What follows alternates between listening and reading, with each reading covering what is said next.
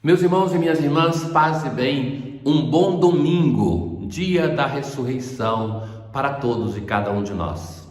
Sabem que a primeira celebração da Páscoa no calendário cristão é a celebração semanal, o dia do Senhor. O domingo, a palavra domingo vem disso, dia do Senhor. E só depois nasceu a celebração anual da Páscoa da ressurreição. Cada domingo é o dia de celebrar a nossa pequena Páscoa semanal.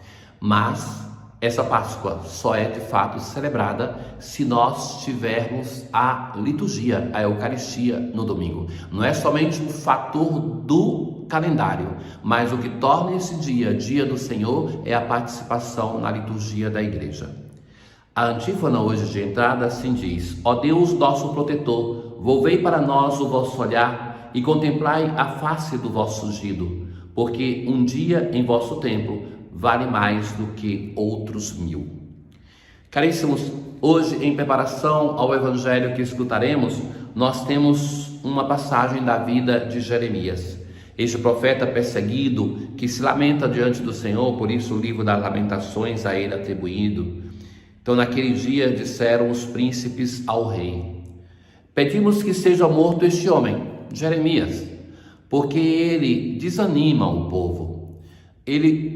A acusação que fazem contra Jeremias é porque ele está anunciando a verdade, aquilo que vai acontecer, que o povo vai ser deportado para a Babilônia, e que a coisa que ele aconselha é que o rei se renda, porque é inútil, e de fato vai acontecer isso, aquilo que Jeremias vai dizer, que querendo combater Nabucodonosor, ele vai ser levado, o rei e toda a casa e os habitantes de Jerusalém. Então, o Sedecias vai dizer assim: ele está em vossas mãos. E Jeremias vai ser jogado em uma cisterna que é com pouca água, mas muita lama, e ele vai afundando na lama. E até que alguém vem e intercede por ele, um etíope, que vai pedir que ele seja tirado. Então o rei vai dizer: leva contigo 30 homens e tira da cisterna o profeta Jeremias antes que morra. Essa imagem do profeta que está sofrendo por causa da palavra de Deus que anuncia, nos ajuda a compreender aquilo que vai acontecer no evangelho de hoje. Então nós vamos primeiramente percorrer o texto do Salmo responsorial, Salmo 39. É a esperança do salmista de que o Senhor vai agir na sua história. Esperando, esperei no Senhor, e inclinando-se ouviu o meu clamor. Retirou-me da cova da morte. Continua o salmista: colocou os meus pés sobre a rocha. Canto novo ele pôs em meus lábios. Eu sou pobre, infeliz, desvalido, porém guardo o Senhor minha vida. O Senhor é a esperança daquele que deposita no Senhor a sua existência, o seu futuro. Deus é aquele que consola no nosso sofrimento. Veja que a resposta que o Senhor dá para quem crê não é nos tirar do sofrimento, mas é não nos abandonar na tentação, não nos abandonar no sofrimento. Ao longo da história da salvação, meus caros, diferentemente daquilo que muitas vezes nós pretendemos, aquele que aderiu ao Senhor é aquele que sofreu. Vemos isso na história de Jeremias, vamos ver o que Jesus vai nos dizer no evangelho de hoje também. Mas, antes do evangelho, a segunda leitura, depois de que nós escutamos no domingo passado o exemplo daqueles que nos precederam no caminho da fé, sobretudo Abraão, agora o autor da carta aos Hebreus apresenta o próprio Cristo como modelo. Deixemos de lado o que nos pesa e o pecado.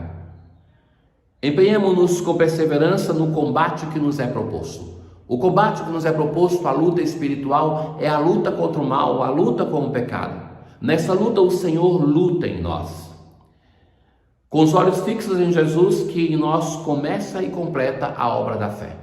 É Ele, o Senhor, que nos é colocado como modelo. Ele que suportou a cruz.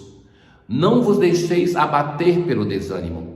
É hora de erguer a cabeça, olhar para o crucificado, para o Cristo, e nele encontrar a força para nós perseverarmos no bom caminho.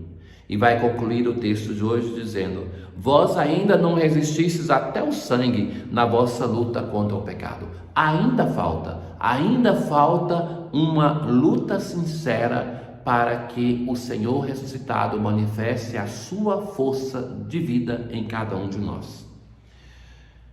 Na aclamação ao Evangelho de hoje, minhas ovelhas escutam minha voz estão elas a escutar. Eu conheço então minhas ovelhas que me seguem comigo a caminhar. É uma citação quase literal de João 10, mas que é em forma poética, porque a aclamação ao Evangelho é para ser cantada. Ora, Jesus vai dizer aos seus discípulos: eu vim para lançar fogo sobre a terra. E como gostaria que já estivesse aceso. Então, o texto do Evangelho de hoje, com um tom apocalíptico, vai Jesus nos falar do sofrimento que nos espera quando nós aderimos ao Evangelho. Isso, meus caros, é porque, concretamente, as primeiras comunidades cristãs, aquela a qual se destina a obra lucana também, sofriam enormemente por causa da adesão ao Senhor. Isso era normal entre os primeiros cristãos. Ao ser convertidos ao cristianismo, ao se converterem, eles eram perseguidos, abandonados pela família, pelos irmãos de fé, não podiam mais entrar na sinagoga. Se tinham necessidade de bens materiais, se tinham fome, não podiam mais ser assistidos, e perseguidos também pelo Império Romano. Era emergir-se, como vai dizer o profeta Jeremias no início da sua vocação, é imergir-se em um mundo de perseguição e sofrimento. Então, ter consciência disso no nosso caminho de fé é ser coerente com a palavra de Deus, do Antigo e Novo Testamento. Se nós pensamos a vivência de fé como um ser acolhido e festejado porque somos cristãos, é sinal que nós não compreendemos o Evangelho. E se isso acontece na nossa vida é porque vivemos uma fé água com açúcar, que não perturba ninguém. Somente o testemunhar o valor da fé já nos bastaria para ser um incômodo para o mundo, porque não somos do mundo, mas estamos no mundo. Então, por isso Jesus vai começar dizendo assim: eu vim para lançar fogo sobre a terra. Devo receber um batismo. Esse batismo é a cruz, o sofrimento. Como estou ansioso que ele aconteça. Vós pensais que eu vim trazer paz sobre a terra? Pelo contrário, eu vos digo, eu vim trazer divisão. Então, nós em geral pensamos de Jesus assim, né? Que veio trazer a paz. Mas não é a paz como o mundo dá a paz. O mundo dá uma paz que é aquela paz de sepultura. Está todo mundo bem um do lado do outro, mas ninguém se toca, ninguém se incomoda.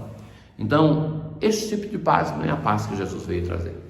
Jesus veio trazer uma paz, sim, que é fruto do seu Espírito, mas que é uma paz que é um testemunho contra o mundo, para que o mundo se sinta incomodado com o seu desmantelo.